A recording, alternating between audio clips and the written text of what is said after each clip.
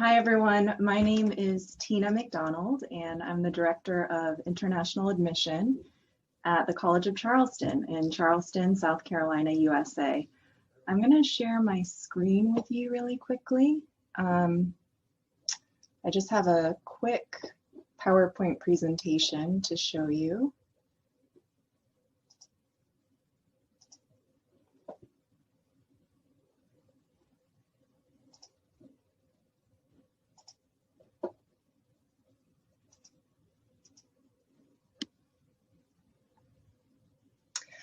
Okay, so as I said, my name is Tina, and I just want to actually tell you a little bit about my background and where I'm from, because I think that I may actually be the perfect person to tell you a little bit more about this topic of the landscape of the United States.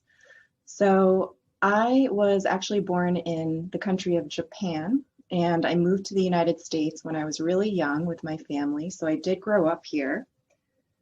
And I grew up in a different region from where I live now. I grew up in the New England region of the United States, and that's this northeast corner up here.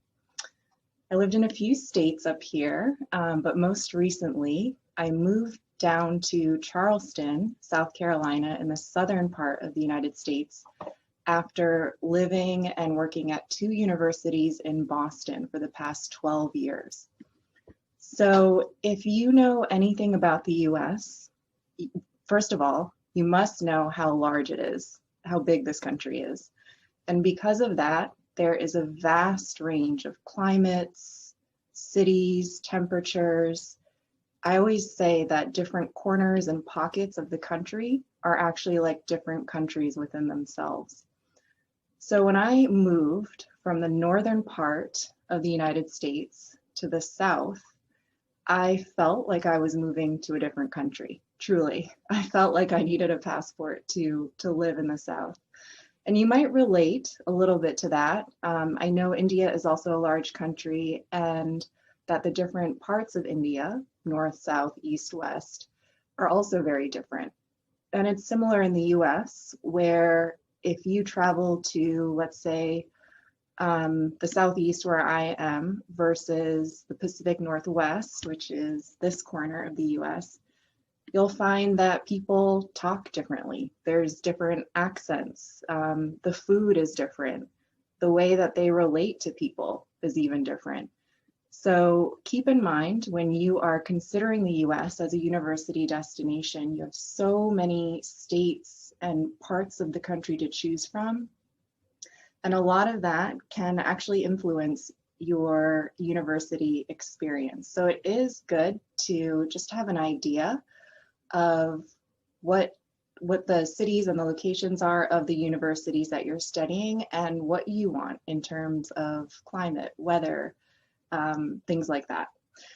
So as I said, about 2 years ago, I actually moved from Boston, from this part of the US to the South.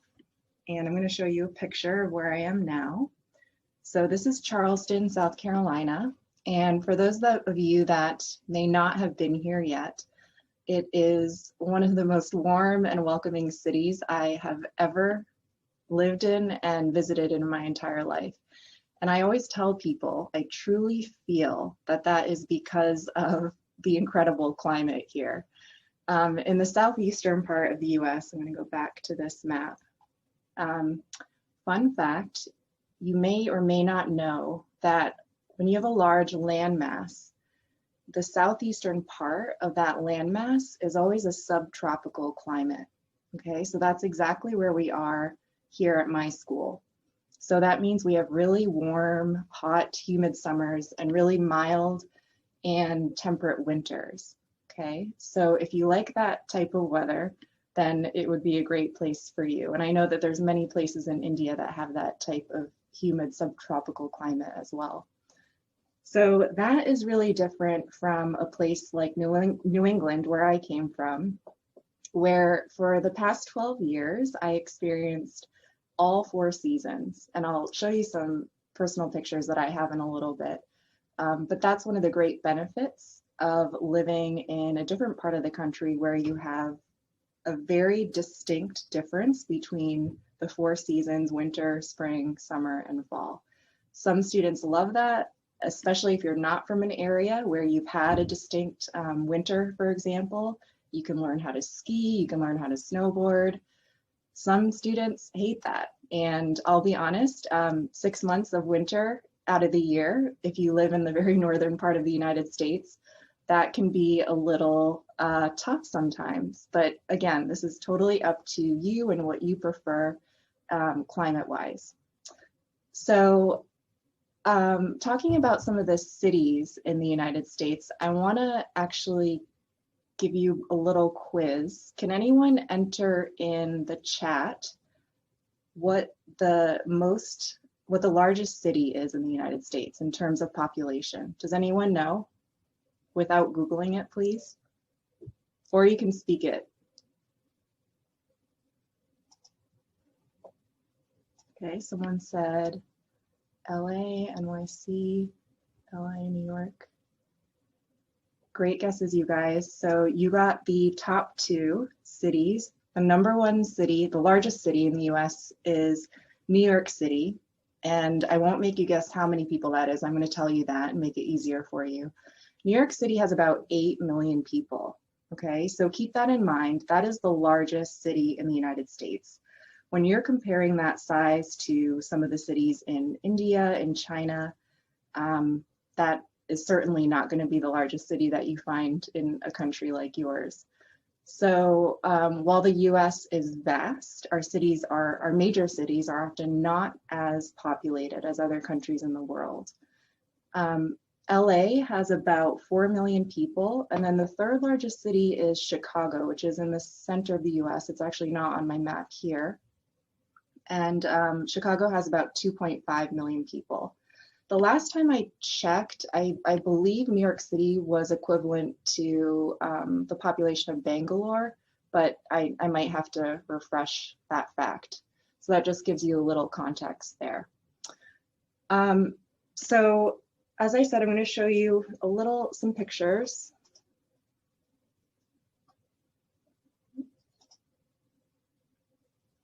Okay, so I'm going to talk a little bit about my region of the US. I briefly told you about Charleston, and we're in the southeastern part of the country. What this picture doesn't show, that is, in addition to the palm trees that you can see, also a result of the subtropical climate, we have 3 beaches within 30 minutes of our campus. So we're also on the coast. And that's another thing about the United States, is that a lot of our major cities tend to be coastal cities, and that is truly often just because of the port access. So you have a lot of international trade and commerce, and naturally, as a result of that, you have the major cities there. So moving on to New England, this is a really common sight that you will see in the autumn time in New England. I really miss this a lot. And I should say, this doesn't happen in just New England, the autumn foliage where the leaves turn colors. This also happens in a lot of the Midwestern parts of the state and the central parts of the United States. So this is something that is a huge tourist attraction for even American citizens that don't live in parts of the country that have this beautiful foliage, and they will travel in the autumn time just to see and experience this beautiful site. So moving towards the Pacific Northwest and the West Coast, which I also mentioned a bit earlier, to give you a sense of how far it takes to get from one side of the United States to the other, we have some flight times on this map. So from my city of Charleston in South Carolina, you can see that to get to the other side of the country, Los Angeles, it's about 6.5 hours. So it's a long time. And again, that shows you how big this country truly is. So the Pacific Northwest and the West Coast, that in itself has a vast climate going from north to south. I always tell people, this is actually my sister. She lives in Portland, Oregon. It's a city you may have heard of. Again, totally different visual and landscape and atmosphere than where I am and where I used to live in New England. They're really known for their evergreen trees. They have really rainy months, a lot of rainy months out of the year, but also incredibly beautiful winters, as you can see here. So that's my sister and her dog snowshoeing, which you can do in a lot of the northern states. And then if you go to the southwestern part of the United States, and that's a lot of these states here, Arizona, New Mexico, Utah, Colorado, you're going to see even more different landscape. These are a lot more arid and desert climates. I myself, I'm fascinated by this. This does not exist where I am, and I will take vacations just to see the landscape and go hiking and experience the outdoors here. So this is a picture of what that can look like. So it is, like I said, because it is such a vast country that has so many, that spans such a long range of latitude and longitude, you get this incredible variety of climate, culture, and then therefore society within these different parts of the country that are shaped by this.